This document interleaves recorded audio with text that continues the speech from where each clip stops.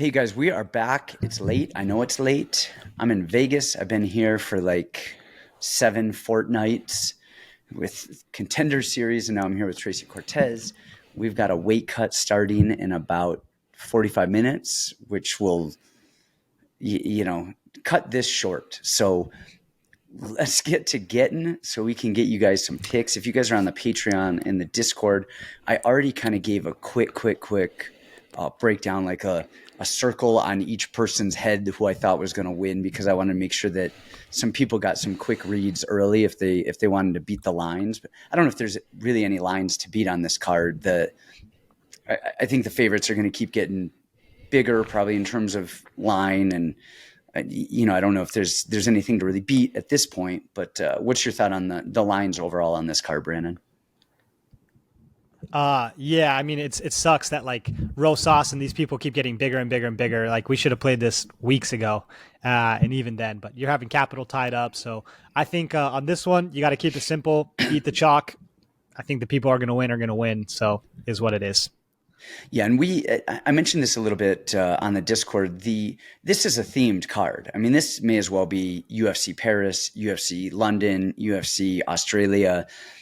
This is UFC Mexico. It's Mexican Independence Day. There's a lot of Latino fighters on this card from either Mexico or just other Latin American nations. So the A side of this card and the theme of this card is Latin America. All right, well, rice and beans. Let's cook it up, baby. Let's do it. I don't have access to everything, so Brandon, you're going to have to give us the goods, run through who we're talking about, what we're doing. We're going to make this quick, guys, because, like I said, time is limited. Okay, Josephine Knutsson versus Marnic Mann. I agree with everything you said about that. Spot on. You're spot on as always with these women's fights. Man, perfect. What do you tell everyone what you think? Yeah, this one's a no-brainer. Knutsson's a next-gen talent. Marnic Mann is coming in late replacement. Kind of a grinder, wrestler style. Knutsson is too physical, too strong, too much better at striking. We love Marnic. She signed to Sucker Punch, and we have friends with Sucker Punch. But she beats these girls by just kind of out-hustling them. Not really a ton of skill. Knutsson is obviously dating Hamzat, and Marnic Mann is from Montana, Daily Bust podcast. I mean, this one's a don't overthink it. I guess the only way to play this one is how does Knutsson win this fight? Is it decision? Is it KO, sub? I would venture to say it's probably going to be a knockout, especially coming off that Contender Series. But I wouldn't be surprised to see a decision too, because Marnic is pretty tough. So, yep, Josephine Knutsson, very clear, easy one here. Okie doke. All right. What's fight number 2? Next up, we have Charlie Campbell versus Alex Reyes. All right, I'll talk about this one. So, I mean, we haven't seen – Reyes is 36. He hasn't fought in 6 years. He's Dominic Reyes' brother, but first of all, it's like if you've ever seen the movie Twins with Danny DeVito and Arnold Schwarzenegger, you're like, why is one of these people 155 pounds and 5'10", and the other one's 6'4" and 220? But, Reyes he has good jiu-jitsu. His takedowns aren't amazing, but they're, fine. And his striking, the last time we saw him against Perry, was god-awful. I mean, that was 6 years ago. So you could, if you were Rosas, you could go from starting middle school to your first UFC fight in 6 years. So, I mean, 6 years is a long time. Who knows what he's going to look like? Who knows if he is just going to – if he is going to come out so improved, it's insane. We've seen this with some of these girls on the Contender Series, a few of them, where they have these 2, 3, 4 years off. They look horrible, and then they come back looking amazing. I don't know that that's going to be the case here with a 36-year-old who has kept getting injuries and owns his own gym and is kind of doing the whole bit against a young kid in Charlie Campbell, who – I'm not wowed by Campbell. I like his striking. I think he's not overly athletic. He's not overly strong. He's not a great defensive wrestler. He'll get taken down, but he gets back up. He does the right stuff. He does all of the right stuff. He's young, and I think this is Campbell's fight, unless unless something crazy happened, Reyes went down to Colombia and got some of those stem cells everywhere in his body and just went superhuman. I don't see him probably beating the younger, fresher guy in Campbell, who's, pretty decent everywhere, but not a world beater.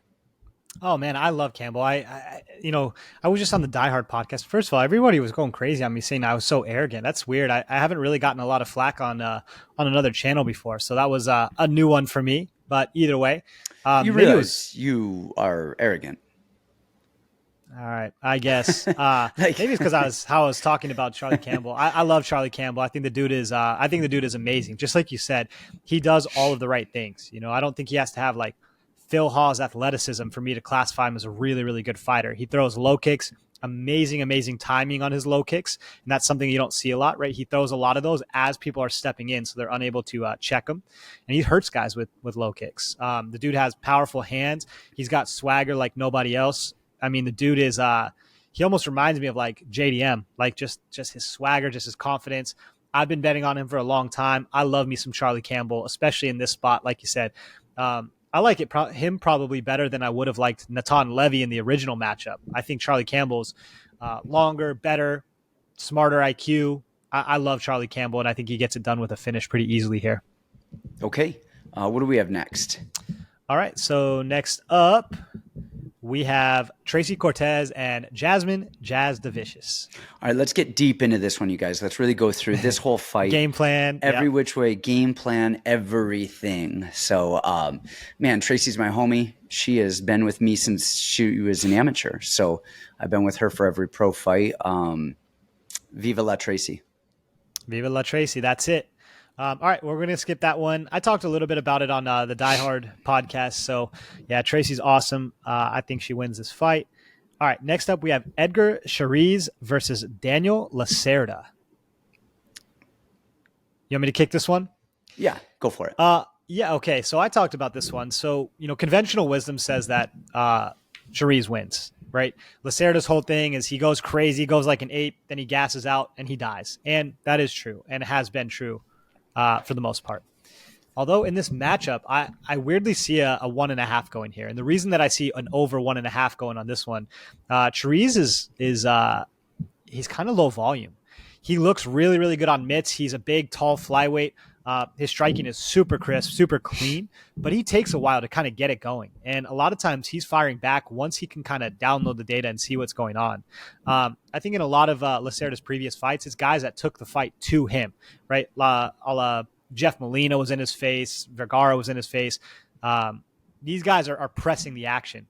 Whereas I think Chairez is pretty good chilling on the outside for a little bit and just firing counter shots.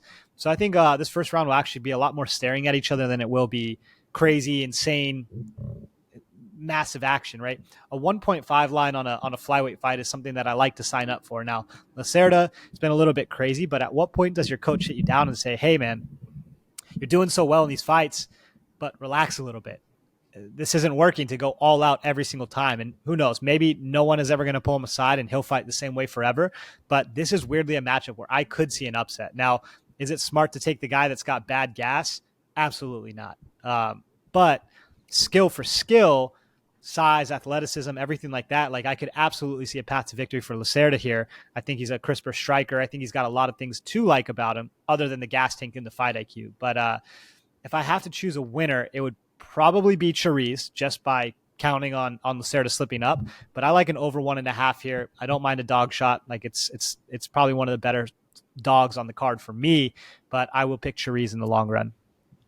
Yeah, I think this is the best dog maybe on the card anywhere.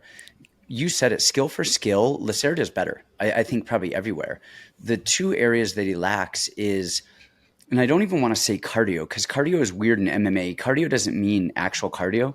Sometimes it means adrenaline out, going crazy, like we saw with like a Leo Santos trying to do that with Clay Guida or something. It's, who did we just see? Not Tyson Pedro, who's Ulberg, with Kennedy and Chukwui. He just gets him hurt and he tries to kill him. And that's Lacerda. He goes so hard for the kill that he kills himself if he doesn't get it. And then the other part is fight IQ. And part of that fight IQ is understanding when to not go balls out and try to kill because you're killing your adrenaline. The other part is just swinging for everything and just going for anything and everything. Again, you said it. Chairez, how do you say that? Chairez? I don't know. Ish? Chairez, yeah, something like Yeah. that. He's got a good jab, takes his time, but he doesn't press people. He doesn't like throw everything at them. He's kind of there and lets people screw up in the long run. But I think you're right. Conventional wisdom says the guy who's smarter with better cardio is going to win. But Lacerda is fighting really good guys and dropping them and throwing them in submissions. I gotta like. I don't say I gotta like because again, it's not a smart play, but I do think Lacerda is capable of getting the upset, and it wouldn't surprise me. So if you're going to take risks, go Lacerda on this. Otherwise, just stay off of it. Yeah, I totally agree. All right, let's see what we got next. So next up, we have Roman Kopylov versus Josh Fremd. Dude, Kopylov's jab is a thing of beauty. He throws that knifing jab, then he'll like stab the jab. Then he'll just like flick it fast, and then he'll pump it, and you're ready for that big jab, and then he throws it to your chest. And then he pumps this big jab, and you're like, oh man, he's going to hit me in the chest again. And then he flicks it back upstairs. And then he'll throw 4 punches like he's doing speed mitt work, and then move away before you know what's going on. His takedown defense was decent against, was it Duraev? Is that who? Yeah. Yeah. Until he pulled on the cage. On the ground. And then they got him like set up and stuff like that. Kind of screwed him right there. Without that, I think he wins that. Against Puna, he looked phenomenal. And then you have a guy in Josh Fremd who barely beat Jamie Pickett because he was flomping around on the ground. And Fremd, what he does well is he throws head kicks well. He's the prototypical Factory X fighter with hands up, shaking, kind of looking left, looking right, trying to find the read. And, it's – sorry, my phone's ringing. I'm turning that off really quickly. He looks the part. He's big, he's tall, he looks athletic. I don't think he really likes to strike. Once RoboCop knocked him out, he thinks he wants to strike, and then he'll get hit, and he's like, nah, let me grapple. And I don't know that he's going to be able to hold Kopylov on the cage and grapple as much as he wants. And, I think Kopylov at this point is checking all of the boxes in the game. He's working with the Dags. I got to go Kopylov here. Yeah, I agree. This is a one case where I think recency bias doesn't really have a bearing. Like Fremd I've known Fremd for a long time. I've bet on Fremd a lot because he's always kind of been the A side in the regional promotions. But man, in the UFC, he's just looked horrible. His best weapons, he's got a low kick, jab, which are fine. They're decent. And then he's just kind of like big body, right? And that's a hard thing against a guy who's a really, really good striker in Kopylov. Like I've never given Kopylov his flowers until after that Puna fight. But his liver kick, the way that he throws it is so weird because he throws it straight into their liver. He just like flicks it in there, and it's really different than guys that come super wide and really try to kill you with it, right? It's not like a Giga liver kick. This is just like a short chopping one. The dude is educated with his striking. He is a beautiful, beautiful striker to watch. His takedown defense has got a lot better, and honestly, even if Fremd gets him down, what has Fremd ever shown us on top that looks good and wins fights, right? All these will start back on the feet. One thing I do worry about is Kopylov's cardio.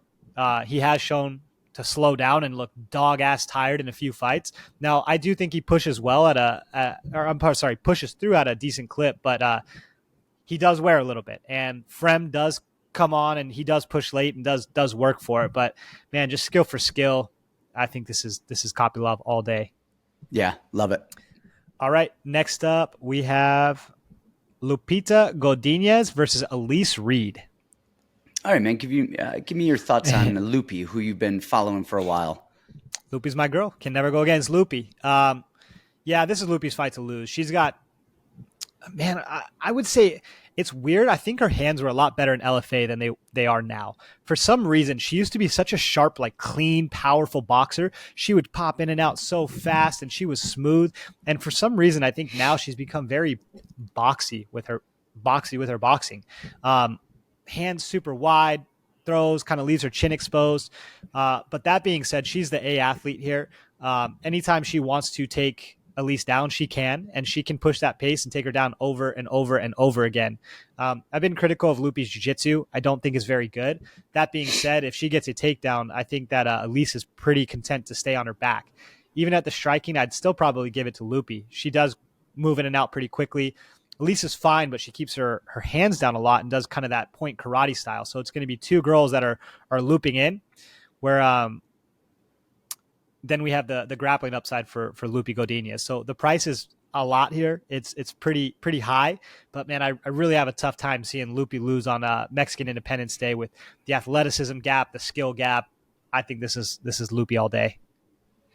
Yeah, Lupi's boxing isn't phenomenal on a technical side, but she has really good power and she has a really good high guard, and she knows she doesn't stay on the outside. She doesn't like stay and play the outside game. She presses in crowds, and that's to her favor. I mean, she's going to get in there, put Elise on her heels, and I don't, even if she does blitz in and rush in and eat a kick or a punch on her way in, I don't think it's damaging shots. And I think she's going to be able to either throw the big overhand left or crowd the space and get the takedown and beat her up a little bit. Elise would have to have a really good point karate style running for 15 minutes. Other than that, I mean, this is Lupi, especially on Mexican Independence Day, live crowd. The fans are going to be cheering Lupi, and anytime Elise is running, they're going to be booing Elise. I think Elise would need a finish here, and that's not necessarily her style for fighting. Yep. All right. Moving right along. We're making good time. We're about 17 minutes into this thing. Yeah, we've got to get it going. Yeah. Well, we're already halfway through the card. All right. Next up, we have Fernando Padilla versus Kyle Nelson. This is the other fight on the card that I think could be an upset. I like Padilla. He does a lot of stuff well. We saw him with Julian Erosa last, where he just beat Erosa up. But Erosa has shown to get punched sometimes and not wear it well, where he's winning fights and then just gets knocked out or whatever. He is tough. He is durable for the most part, but then he'll just get clipped and you're like, what the hell is going on here? That said, Fernando does he does stuff well. His hands are high. He moves his head. Everything is fine. The thing with him, though, is he's really long and he does not use his range well. Like, he crowds into other people's space, and he has a very hittable head. He's got a good chin. Don't get me wrong. He definitely has a good chin. He wears stuff well. His clinch work is good. His jiu-jitsu is decent. Like, everything he does is fine. He's tough and he has good cardio. The space and the hitability of him worries me. And against Kyle Nelson, who is just one of those guys who is there, he won't die, and he swings big heaters. He throws that big left middle kick and he throws that big right calf kick. And if he starts throwing those things again and again, and then lands a couple of those big bombs, I mean, he could hurt Padilla and upset him. Maybe even take him down and just stay on top. I mean, we saw the choice situation where Nelson's slow. He's not overly athletic. He's not amazing, but the dude is there and he's durable and he comes to fight. So I think Padilla is the A side here. Man, if I have to make a call, it really is the Lacerda fight. Like, I mean, my brain says go with Padilla. Like, that kind of is the smart thing, but I'm going to go with the upset with Kyle Nelson here. And this could be, wouldn't surprise me to see Padilla just go out there and look even better and better and better. But if there's a parlay buster on the card, I think Padilla could be the parlay buster of the night. I totally agree with you. Now, a couple of things that I mentioned, his striking is fine enough. He like, to me, he looks really bad until he kind of doesn't. And it's weird. So one thing I mentioned on the last podcast, right? When you're teaching striking, you like to keep your hands super wide so that when people are throwing shots that are around the edges, that you're blocking them with your forearms and you're seeing everything right in front of you coming, right? Padilla glues these hands super in tight. But they're not even covering his chin necessarily. It's like covering his chest.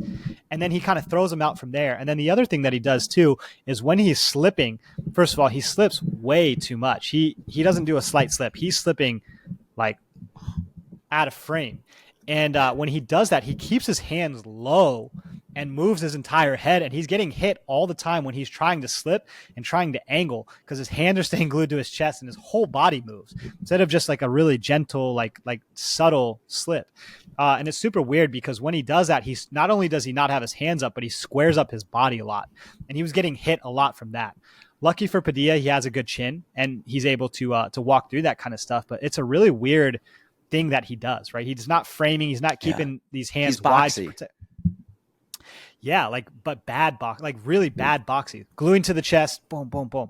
So and he that's double something slips, which is not something slip roll. But if you double slip a lot of the time, you're going to slip one punch and then go right back into the other punch on the other side. And he'll triple slip. The dude's like slip, slip, slip, slip, and switch his stance in all of that, and he's just squaring himself up to get hit some more and more and more. Man, that's hard to ignore, but also hard to ignore is that he is tall. He just knocked out Julian Erosa, early stoppage or not, still he put him out, early. I want to agree with you that Kyle Nelson is going to be the parlay buster, and it's weird how much love I'm seeing for Padilla here. Everyone loves Padilla. This would be the one where I would say is the parlay buster. However, Kyle Nelson has had two huge performances in his last two fights, right? I thought Choi was going to kill him. He got a draw with Choi, and then he ruined Blake Builder's night for everybody. And he's been brought in as the B-side both times, right? He loses either of those fights, he's probably cut from the promotion. So part of me thinks that he got his stroke of luck, and he can't do this a third time over.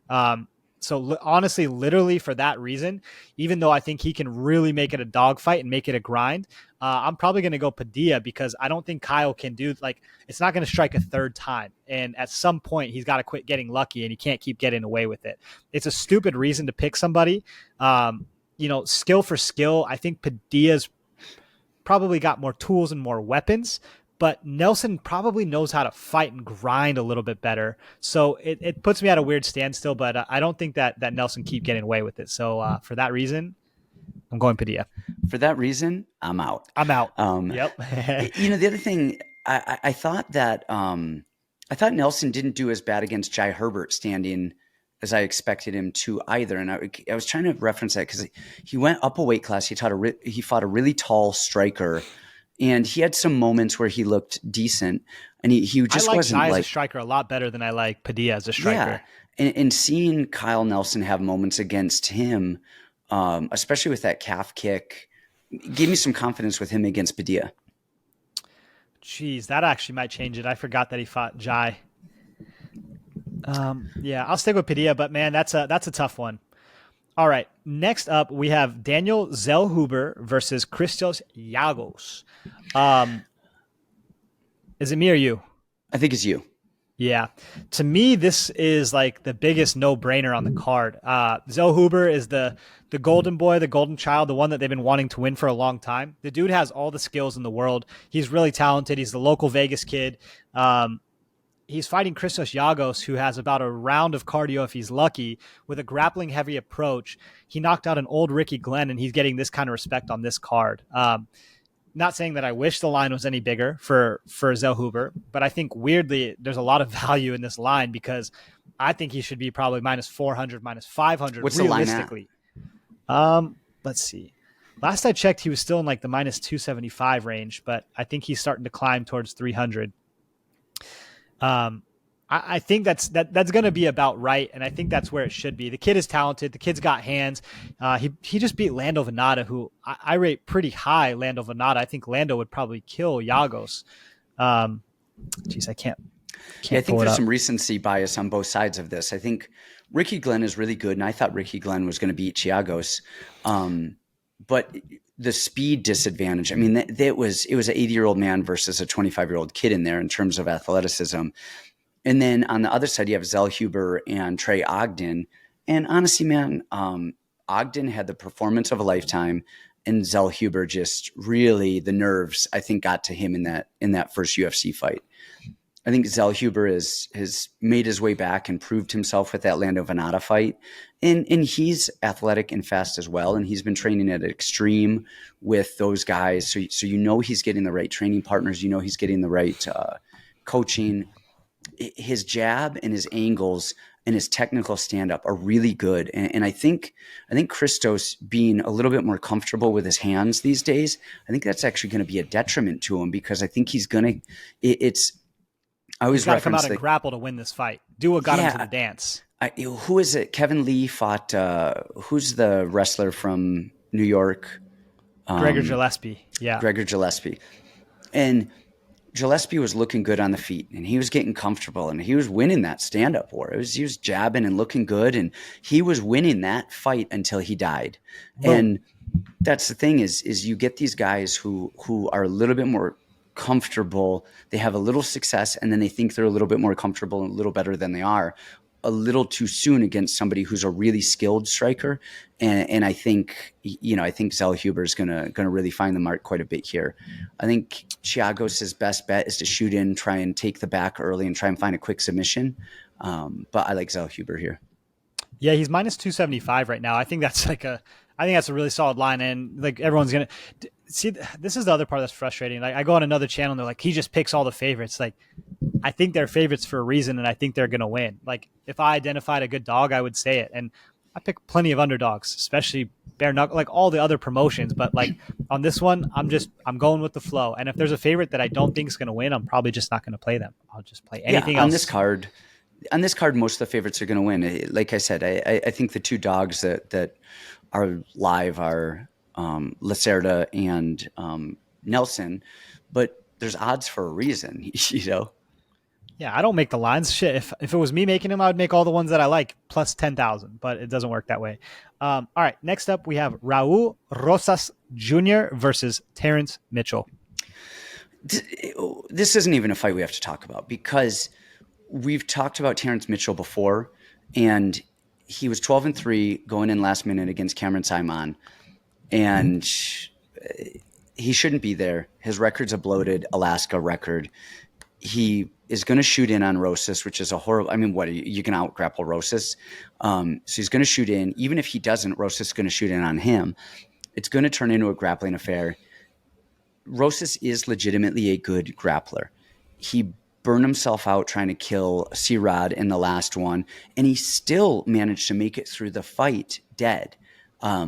This is Rosas all day. I like Rosas inside the distance here. The thing that I wouldn't be surprised is actually to see Rosas via TKO. Get him down, kind of attack the back or attack something and just start swinging on him. And I could see him get a submission, but I could actually see him get like some sort of a ground and pound type of TKO situation as well. So this Rosas is going to be inside the old, the distance.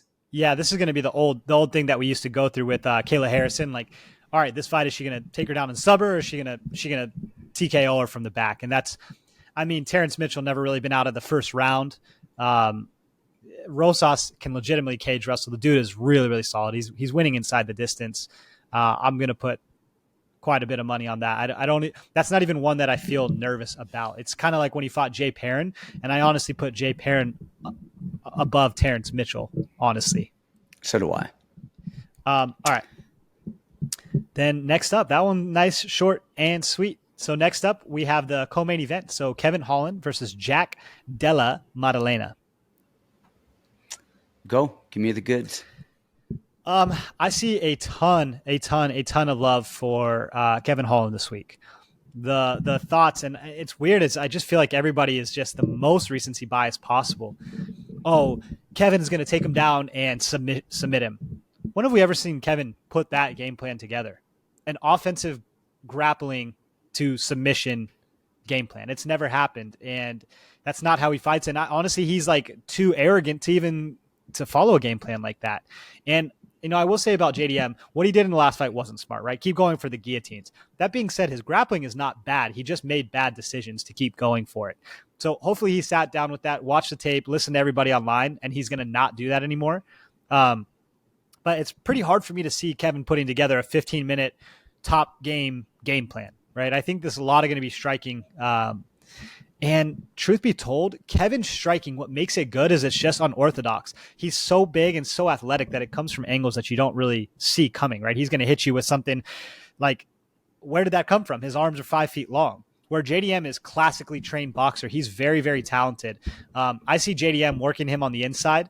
I honestly, I think this is JDM's fight. I think his punches are quicker to the point. His boxing is a lot cleaner. I think he's more game to press it and probably better striking fight IQ, right? He's shown he could put high volume. He can defend takedowns. I think the dude is solid. I think he really is that next generation talent. And, the last fight was a bad look for him. And it was honestly so weird to see such a talented fighter have such a weird performance like that and make it so close. I like Kevin Holland. I think he's awesome, but he's fighting and beating 40-year-olds. JDM is not that, right? And you could say, oh, well, JDM beat this guy, that, whatever. JDM is super, super talented. I think he finds a way on the inside, outboxes him, and probably finishes Kevin Holland. I'll try and make this as short as possible because I do have to go and get a weight cut going. People forget that JDM was supposed to fight like 3 or 4 weeks in a row, and it kept getting pushed back, and a fight canceled, and the fight canceled, and you make weight and you cut weight. By the time he got to this fight, 10 people down the line, he took a huge risk fighting an absolute nobody who can legitimately wrestle and push the pace. And JDM was probably like so emotionally roller coastered out that he had to like push himself to even get in the cage that day.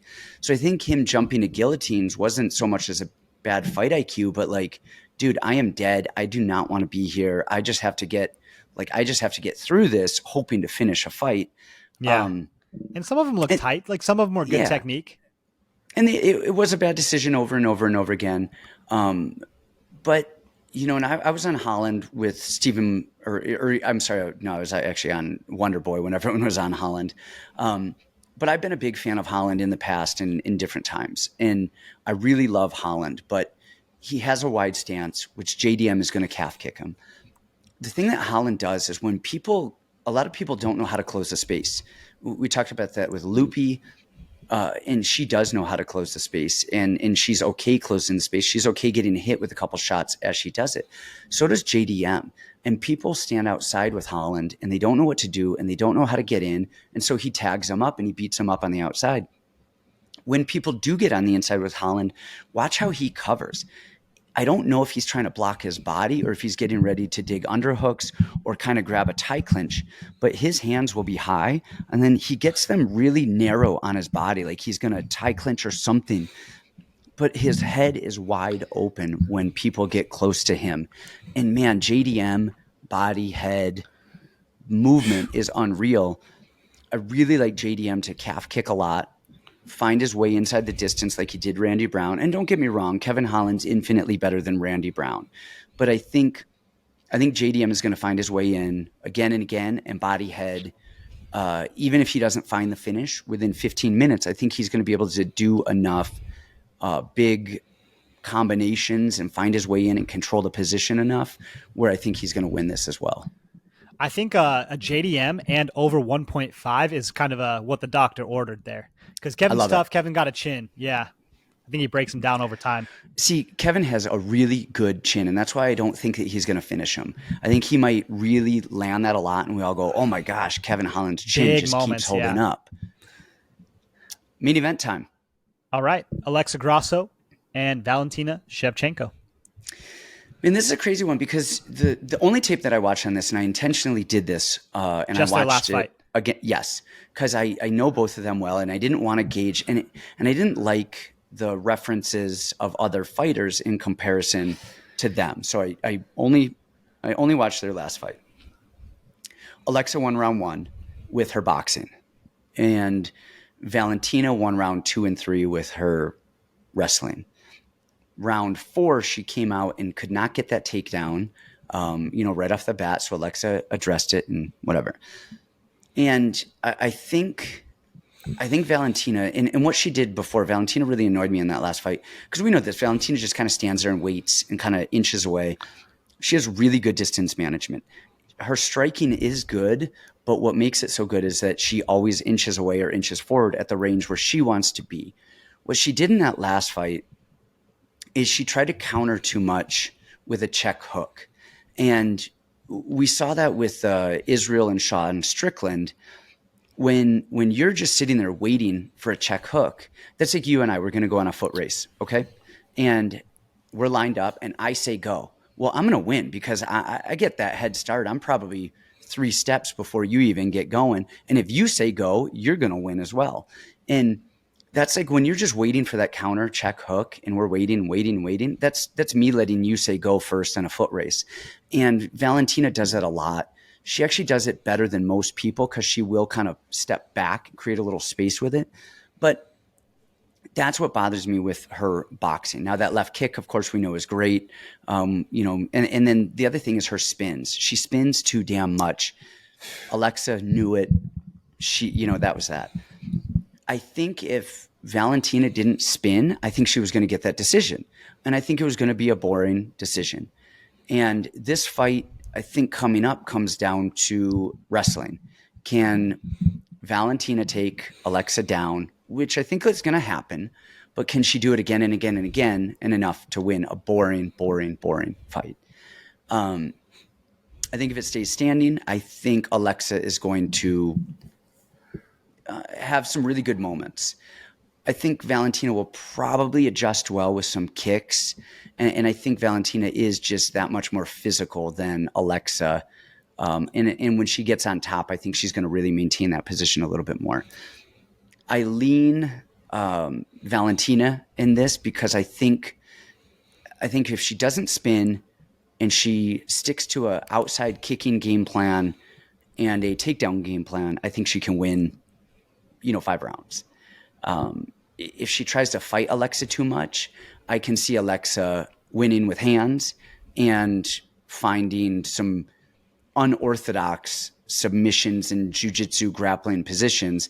And, one of the people she is training with regularly for jiu-jitsu is Diego Lopez, who, man, his jiu-jitsu is so phenomenal and so aggressive. So I lean Valentina here because of the way the fight was going in the last one. And then, of course, she spun and got it.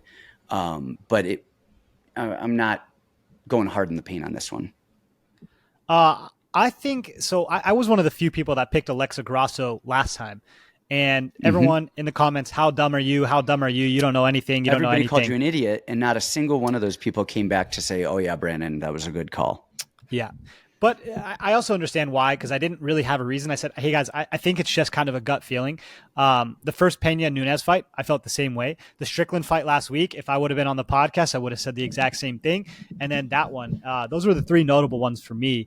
And there was not really a rhyme or reason. I just felt it in my blood.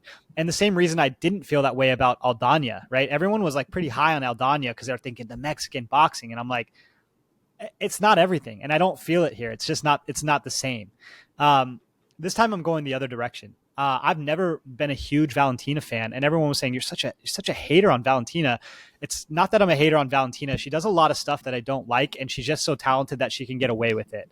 And I think it's disrespectful to the people that are not as talented, but do all the right things and still can't be champion, right? It's frustrating.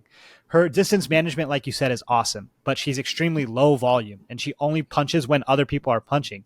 So optics wise, right, it looks like the other person's advancing and you're both just swinging, and then they're going to win that exchange on optics because they're advancing, they're throwing, bigger punches, and her punches are tighter. The spins, like you said, drives me insane, and that's why she lost her title. I hate the spins, the amount that she does. I think her path here is grappling. It has to be. And I think she knows that, and I think she's going to grapple from the start. And you're right. I think it started smoothing out a little bit where she felt a little bit more comfortable at range as we went later into the fight. Those first few rounds were close, very, very close on the stand-up. But she definitely did start smoothing out a little bit. So for me, this is going to be Valentina. I think she understands what went wrong in the first fight. She's a champion, and you're right. That physicality is going to be huge. She is so strong, such a bulldog. A lot of people are comparing this to Usman and Leon. Usman has no knees. Valentina is fairly healthy and fairly good shape. I think this is a little bit different. So for me, I mean, you're getting a pretty good line on one of the best women's fighters of all time. So give me Valentina Shevchenko to reclaim her title, and then we'll go for a trilogy. I don't hate it. I don't hate it. I don't hate it. You guys come check us out on the Patreon and on the Discord. Sign up. Link is below. And subscribe to the show. You know, if you guys like us, if you hate us, if you just want to hear us talk, you know, just subscribe, comment down below, and maybe we'll even, you know, sing you lullabies or something at the end of the night because you love us so much. So I love this mic that you have, so that would be perfect to do that. There you go. This is actually one that, you know, sure, Mike. I think it's the same one I sent Pierce. Oh, yeah. Hey, guys, Patreon exclusive. Tino's actually going to be filming Tracy's weight cut, so go tune in for that. Go sign up. We will see you guys, you know, happy betting. See you next time. Thanks.